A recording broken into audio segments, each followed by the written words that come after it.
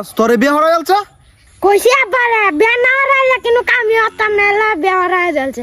দেখছো কাহিনীটা অত ছোট্ট সারারে বিয়ে হয়েছে, আর আমি যে এই কাম হইরা জীবন ধ্বংস করে ফেলতেছি, আমার বিয়ে হয় না। ও বেটা তোর বাইরে গে কোগা বিয়া হরাই দিত তাড়াতাড়ি যা।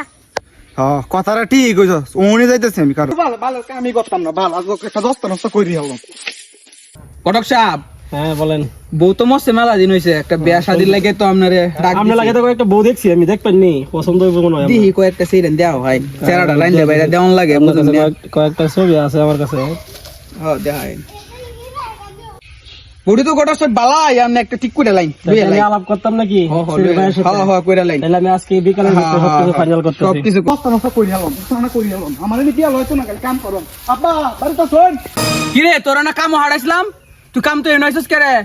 কাম আর করতাম না, বউ না আনলে আমার কাম করতাম না। এই যে কষ্ট কাম করুন, বউ না আনলে করতাম না।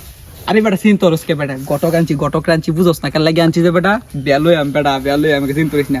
বউ দে আইজা সাড়ে 8টা বউ দেখছেন না তোর মা কোনোটাই না পছন্দ হয় কিনা? হেই, মা মানে আপনি কার লাগে বউ দেখতেছেন?